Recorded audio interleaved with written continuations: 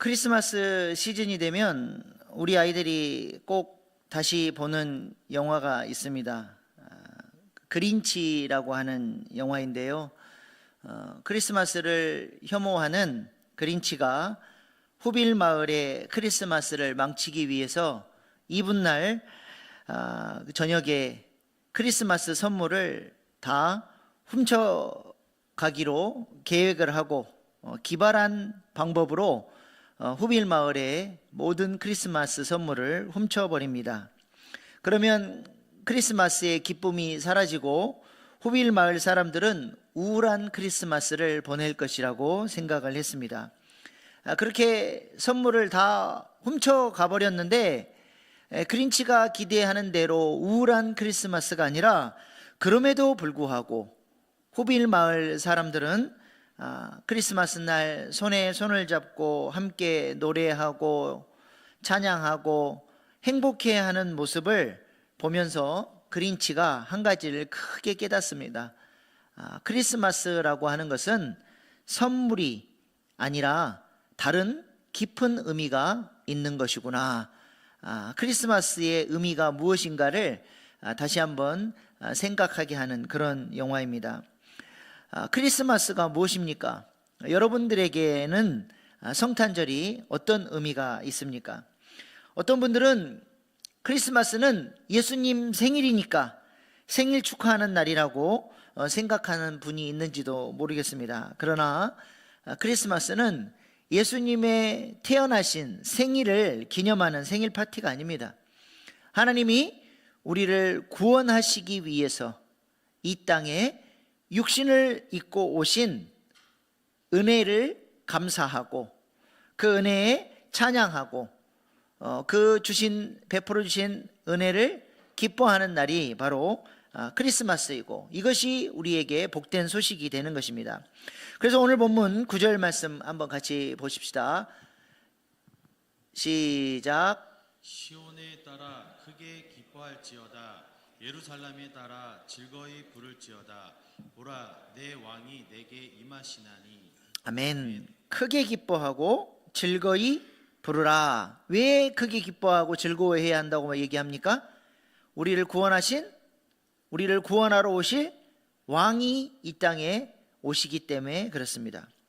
스가랴 선지자는 바벨론 포로 이후에 성전, 제2성전, 수룹바벨 성전이라고 하는데요. 그 성전을 다시 짓고 있는 이스라엘 백성들을 격려하고 하나님의 약속의 말씀을 들려주시기 위해서 하나님이 보내신 예언자입니다. 그런데 스가랴 선지자는 제2성전, 수룹바벨 성전을 잘 지으라고 격려하고 하나님의 메시지를 전했을 뿐만 아니라 더 나아가서 이 땅에 왕으로 오실 예수님, 그리고 메시아이신 예수님이 영적으로 세우실 교회, 성전을 어떻게 세워갈 것인지, 그날이 되면 어떠한 일이 일어날 것인지까지 하나님이 주셔서 그것을 예언한 선지자입니다. 그래서 오늘 본문 말씀에도 보면 메시아로 오실, 이 땅의 왕으로 오신 예수님에 대해서 예언하고 있죠. 공의와 사랑의 왕으로 오신 예수님, 나귀 새끼를 타시는 겸손한 왕으로 오시는 예수님, 죄와 사망 권세를 이기시는 평화의 왕으로 오시는 예수님에 대해서 예언의 말씀을 전하고 있습니다. 이 왕이 오셔서 통치하시면 어떤 일이 일어난다는 것입니까? 우리 지난 주일날도 한번 같이 봉독했던 말씀인데요. 우리 다시 한번 보십시다. 스가랴서 8장 3절 5절 시작. 여호와가 이같이 말하노라.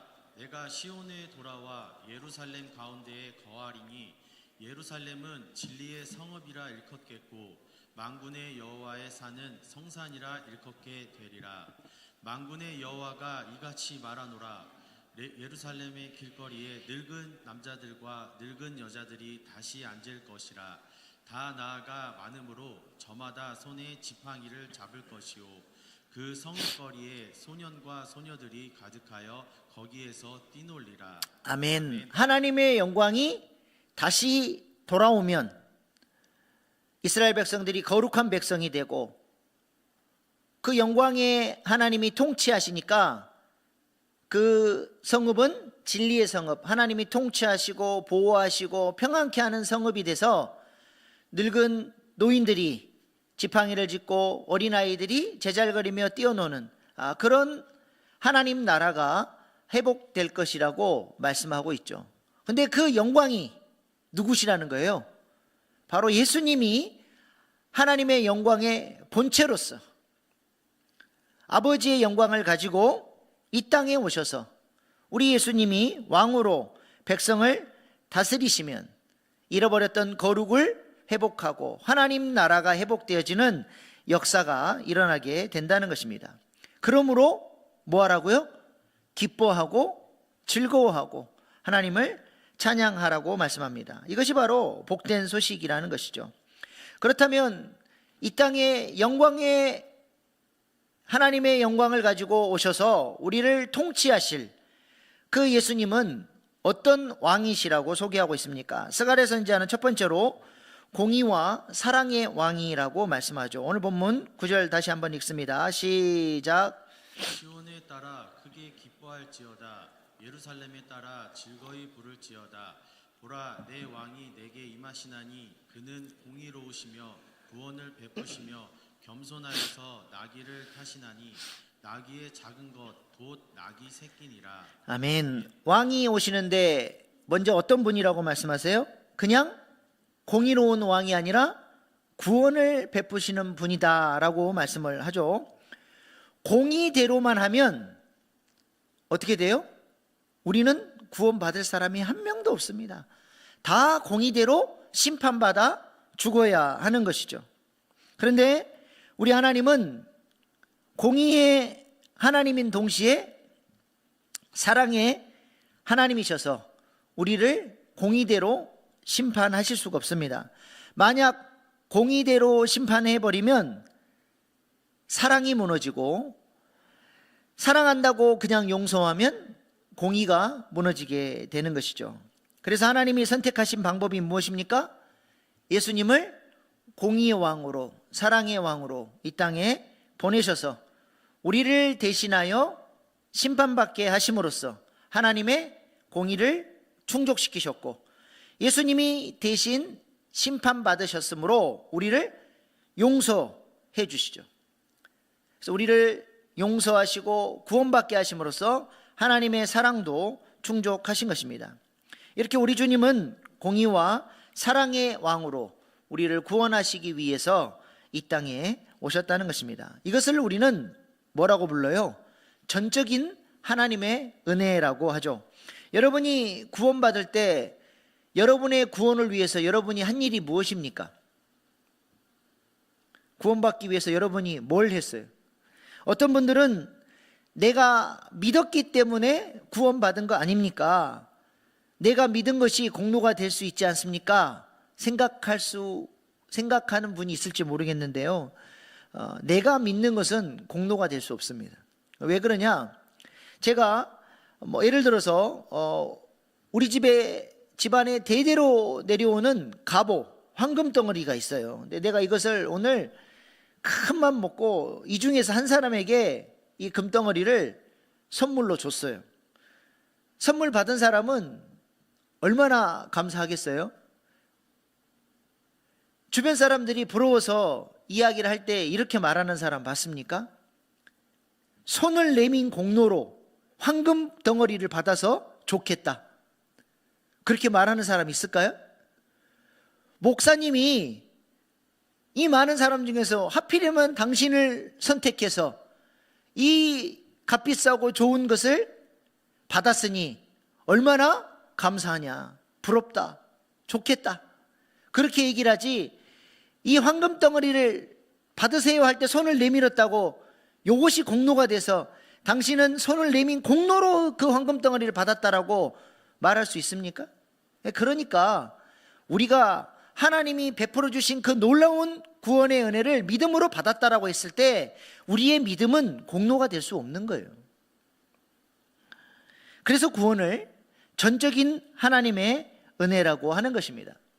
이 성탄절에 우리를 구원하시기 위해서 전적인 은혜로 찾아오시고 우리를 구원하신 이 성육신의 은혜에 깊이 감사하고 찬양하는 이 성탄절 될 수 있기를 소망합니다.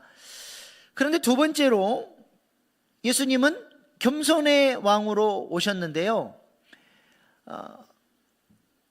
공의와 사랑으로 일방적으로 찾아오셔서 우리를 선택하셨고 전적인 은혜로 우리를 구원하셨잖아요. 근데 겸손한 왕으로 오신 예수님은 이제부터 우리에게 요구하시는 것이 있습니다. 오늘 본문 9절 말씀 뒤에 빨간색 부분만 한번 같이 보십시다. 시작. 겸손하여서 나귀를 타시나니 나귀의 작은 것 곧 나귀 새끼니라. 당시에 아시리아나 바벨론 제국의 왕들은 예루살렘을 무력으로 장악하고 백마를 타고 이제 이 황제가 큰 칼을 차고 입성을 합니다.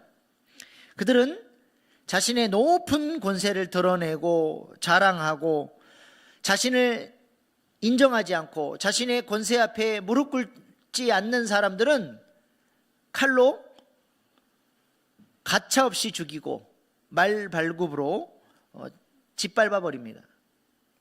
그런데 만왕의 왕이신 예수님, 온 우주 만물을 창조하신 그 왕이 이 땅에 오시는데 어떻게 오세요? 전능하신 하나님의 그 놀라운 위용을 자랑하고 번개가 치고 지진이 나고 구름을 타고 바람을 타고 영광 가운데 임재하셨나요? 오히려 종의 형체를 입고 겸손한 모습으로 이 땅에 오셨다는 것입니다. 예루살렘에 입성할 때도 스가랴의 예언의 말씀처럼 나귀 새끼를 타고 겸손한 모습으로 들어오셨고 십자가에 죽기까지 낮아지셔서 순종하셨습니다. 사도 바울은 이러한 예수님의 겸손에 대해서 이렇게 찬양하고 있죠. 빌립보서 2장 5절로 8절 같이 읽겠습니다. 시작. 너희 안에 이 마음을 품으라. 곧 그리스도 예수의 마음이니 그는 근본 하나님의 본체시나 하나님과 동등됨을 취할 것으로 여기지 아니하시고 오히려 자기를 비워 종의 형체를 가지사 사람들과 같이 되셨고 사람의 모양으로 나타나사 자기를 낮추시고 죽기까지 복종하셨으니 곧 십자가에 죽으심이라. 아멘. 예수님이 종의 형체를 가지고 이 땅에 오셔서 우리를 구원하시기 위해 십자가에 죽기까지 복종하시는 그런 겸손한 왕으로 오셨는데요. 여기서 중요한 게 뭐예요? 5절 말씀 다시 보세요. 이 말씀에서 사도 바울이 왜 예수님의 이 겸손을 찬양하고 높이고 있습니까? 왜 그래요? 왜 겸손한 왕으로 예수님 오셨다고 얘기합니까? 여기서 중요한 게 뭐예요? 예수님의 겸손한 마음을 우리도 품고 이제는 본받아야 한다는 거예요. 이 놀라운 구원의 은혜를 받은 사람들이 이제는 뭘 해야 된다고요? 주님을 닮아가야 된다. 이 겸손함을 배워가야 한다는 것입니다. 예수님이 이렇게 겸손한 왕으로 오신 이유는 우리에게 모범을 보이시기 위해서, 예수님처럼 우리도 낮아져서 예수님이 이 땅에 계셨다면 하셨을 그 사역들을 감당하는 예수님의 대행자로 하나님이 우리를 쓰시기 위해서 우리가 그렇게 예수님 닮은 모습으로 성화되어지고 성장해 가야 할 것을 우리에게 요청하고 있습니다. 그러므로 구원의 은혜를 경험한 우리는 이제 어떻게 살아야 합니까? 빌립보서 1장 29절 시작. 그리스도를 위하여 너희에게 은혜를 주신 것은 다만 그를 믿을 뿐 아니라 또한 그를 위하여 고난도 받게 하려 하심이라. 아멘. 그를 믿을 뿐만 아니라, 믿음으로 구원받을 뿐만 아니라, 구원받았으면 이제 어떻게 살아요? 그를 위하여 고난도 받아야 한다는 거예요. 여기서의 고난은 뭘 의미합니까? 주님을 위해서 목숨을 바친다거나 뭔가 대단한 헌신을 의미하는 것이 아니라, 저 고난이 뭐라 그랬어요? 제가 여러 번 말씀드렸는데 그리스도의 고난에 동참하는 게 뭡니까? 바로 이어서 빌립보서 2장 2절로 4절에 사도 바울이 이 고난이 무엇이냐, 이것이 바로 고난에 동참하는 삶이라고 가르쳐주고 있어요. 빌립보서 2장 2절로 4절 시작. 마음을 같이하여 같은 사랑을 가지고 뜻을 합하며 한 마음을 품어 아무 일에든지 다툼이나 허영으로 하지 말고 오직 겸손한 마음으로 각각 자기보다 남을 낮게 여기고 각각 자기 일을 돌볼 뿐더러 또한 각각 다른 사람들의 일을 돌보아 나의 기쁨을 충만하게 하라. 아멘.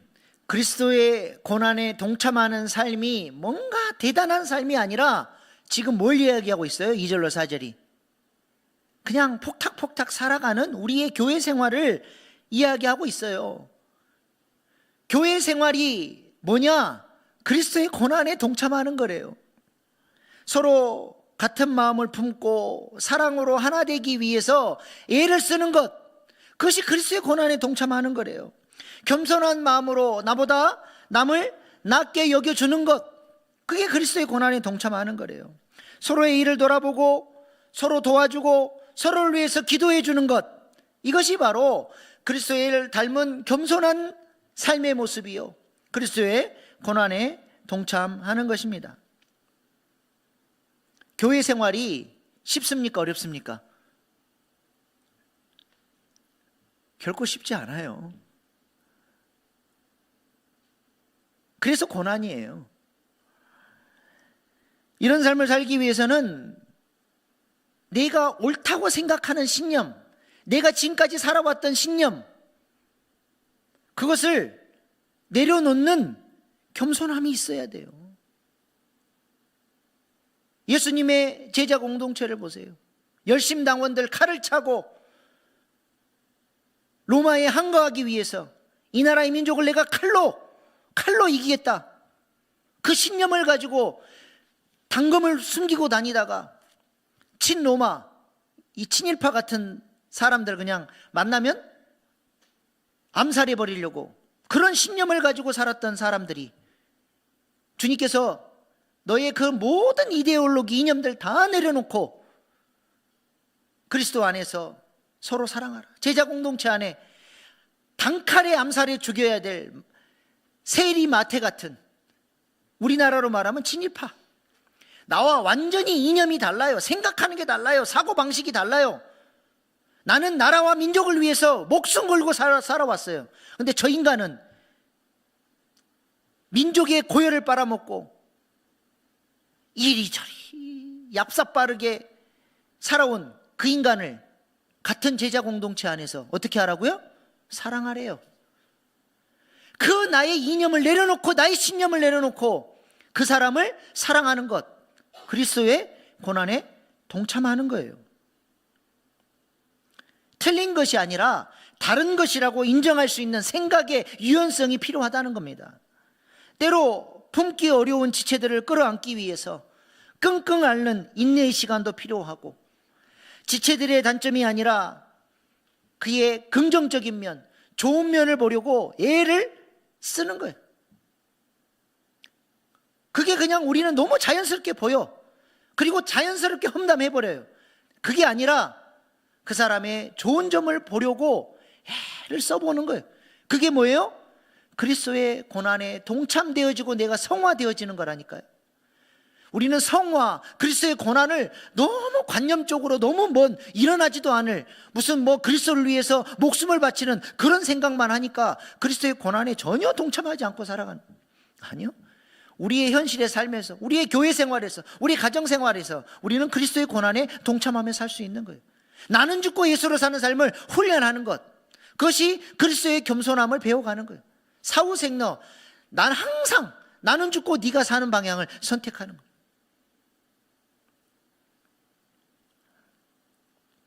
때로 이해가 되지 않지만 내가 알고 있는 것보다 저 사람은 더 좋은 사람이라고 하는 것을 인정하면서 존중해 보려고 하는 거예요. 나보다 남을 낮게 여기는 자세.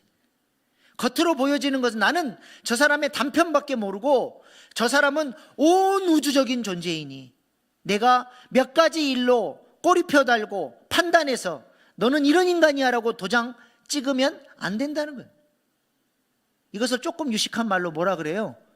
내 안에 인식론적 한계가 있음을 겸손히 인정하는 거예요. 그 마음으로 지체들을 대하는 거죠. 내가 아는 것보다 당신은 더 훌륭하신 분이십니다. 옆에 분들에게 한번 인사하셔요. 제가 아는 것보다 집사님, 권사님은 훨씬 훌륭하신 분이십니다.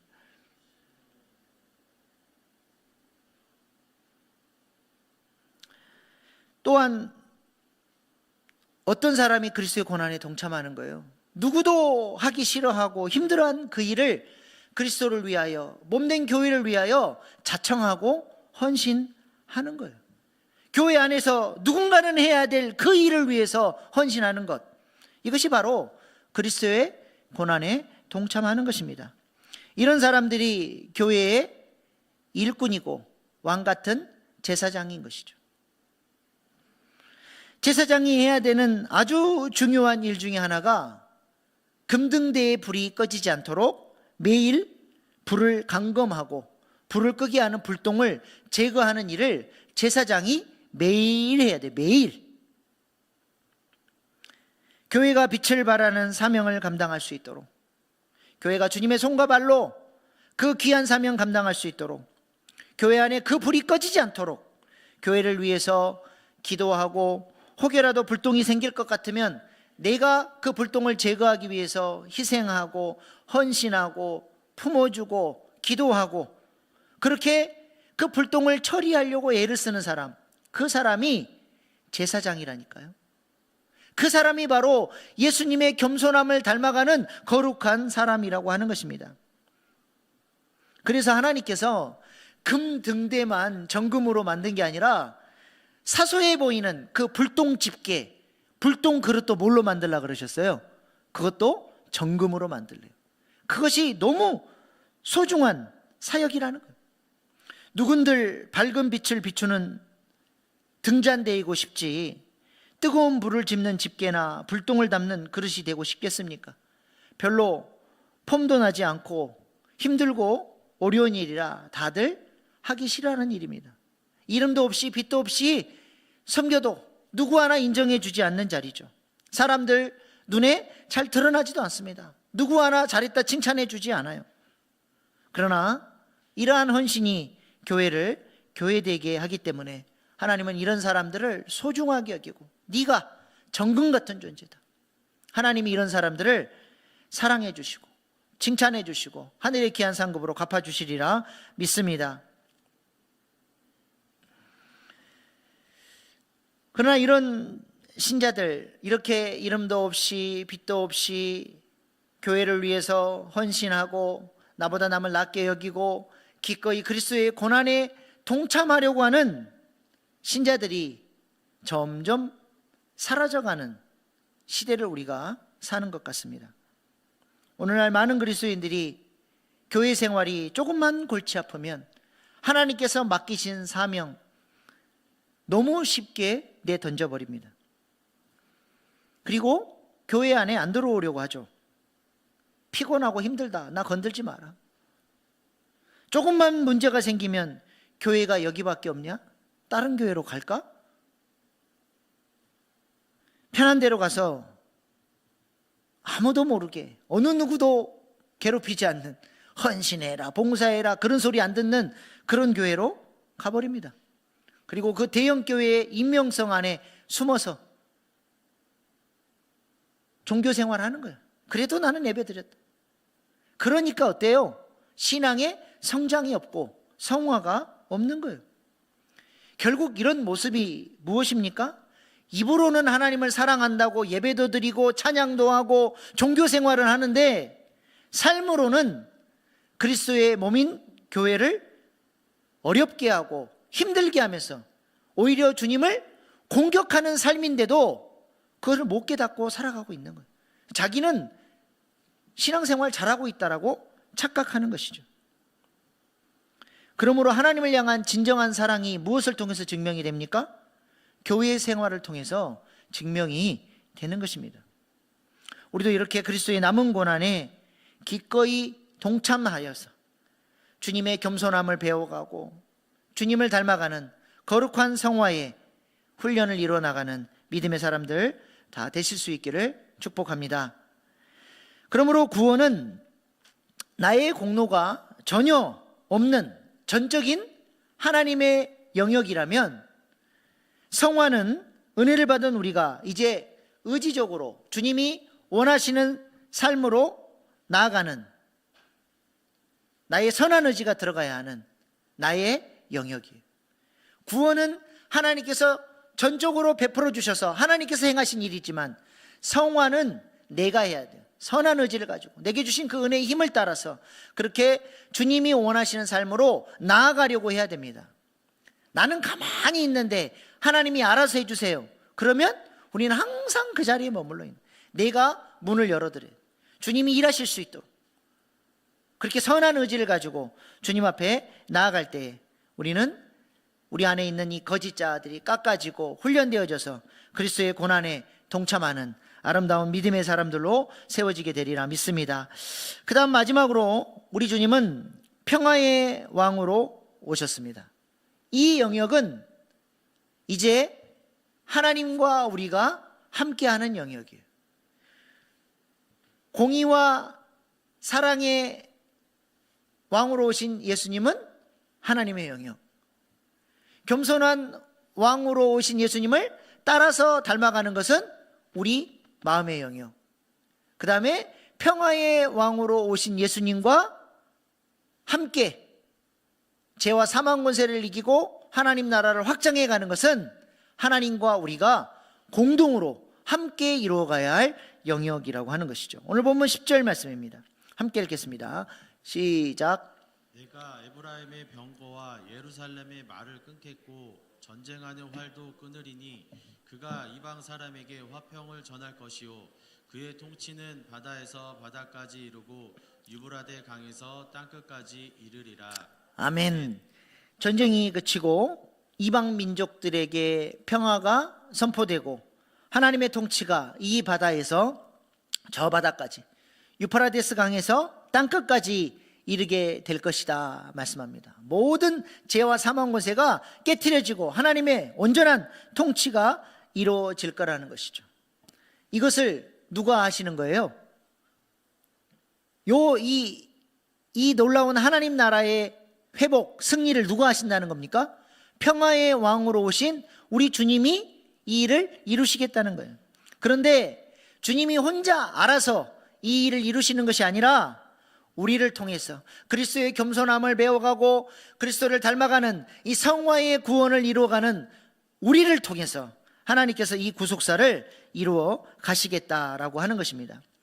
그래서 우리를 통해서 우리의 가정이 회복되고 우리의 목장과 교회가 부흥하며 어둠의 권세를 깨트리는 그 놀라운 역사를 우리 주님이 우리와 함께 이 역사를 이루어 가신다는 것이죠.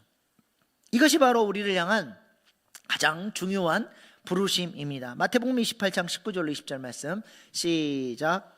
그러므로 너희는 가서 모든 민족을 제자로 삼아 아버지와 아들과 성령의 이름으로 세례를 베풀고 내가 너희에게 분부한 모든 것을 가르쳐 지키게 하라. 볼지어다 내가 세상 끝날까지 너희와 항상 함께 있으리라 하시니라. 아멘. 먼저 우리가 제자가 돼야 제자를 삼을 수 있죠. 제자는 어떤 존재예요? 날마다 자기를 부인하는, 나는 죽고 예수로 사는 사람이 제자예요. 그 제자가 이제 주님께서 주신 사명 가지고 온 열방의 모든 민족으로 제자를 삼는 겁니다. 이것이 우리를 향한 부르심이죠. 이것은 예수님의 마지막 이 땅에서의 유언의 말씀 아닙니까? 유언은 누구도 들어줘요. 청개구리도 유언은 들어주지 않습니까? 왜 비가 오면 개구리가 개굴개굴 울어요? 그렇게 지지리도 말 안 듣던 청개구리도 마지막 엄마의 유언은 들어줘서 저기 물가에다가 강가에다가 무덤 해달라니까 그 유언을 들어줘가지고 그냥 비만 오면 엄마 산소가 떠내려갈까봐 개굴개굴 운다고 하지 않습니까? 우리가 하나님의 자녀라고 한다면 예수님의 유언의 말씀에 순종해야 되지 않겠습니까? 그래서 이 말씀을 뭐라고 불러요? 지상명령, 가장 중요한 명령이라고 하는 것이죠. 그러므로 우리 주님이 우리를 향한 최고의 부르심, 우리를 향한 소원이 무엇이겠습니까? 우리가 제자로 잘 훈련되어져서 우리 주님이 임마누엘로 우리와 함께 하시면서 우리를 통해 땅끝까지 복음 전하는 일, 이 하나님 나라가 확장되어지고 회복되어진 일, 그것이 우리 가정, 먼저 우리 마음, 우리 가정, 우리 목장, 우리 교회, 이 지역사회, 열방에까지 확장되어져 가기를 원하는 것이죠. 그리스도가 종기케 되어지는 일, 메갈리노의 역사가 우리를 통해서 이루어져 가기를 하나님이 원하시는 것입니다. 그러므로 구원이 뭐예요? 구원. 예수님이 이 땅에 우리를 구원하시기 위해서 왕으로 오셨다 그러는데, 구원이 뭡니까? 단순히 예수 믿고 천국 가는 것만을 구원이라고 말하지 않고, 구원은 통전적인 거예요.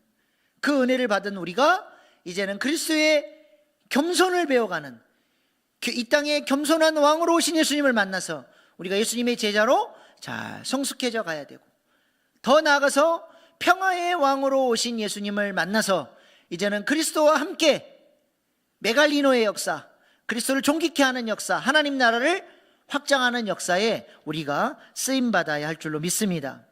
이것이 바로 구원인 것이죠. 여러분은 이 땅에 왕으로 오신 예수님을 어떻게 만나고 계십니까?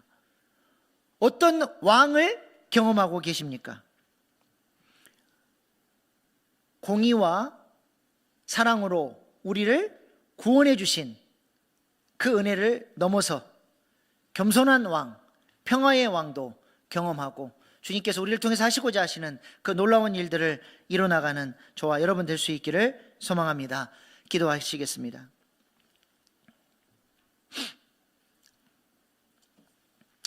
예수님은 공의와 사랑의 왕으로 오셔서 우리를 구원해 주셨습니다.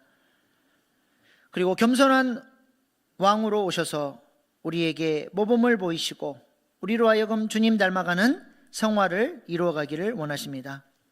그리고 평화의 왕으로 오셔서 우리와 더불어 하나님 나라를 확장하고 우리를 통해 최후 승리를 얻기를 원하십니다. 나는 예수님을 어떤 왕으로 경험하고 있습니까? 구원을 베풀어 주시는 수준을 넘어서 겸손히 주님을 닮아가는 성화를 이루어 나갈 뿐만 아니라 주님과 함께 더불어 사역하는 왕 같은 제사장 되게 해달라고 이 시간 주신 말씀 붙들고 주의 3번 부르고 결단의 기도로 나아가시겠습니다. 주여.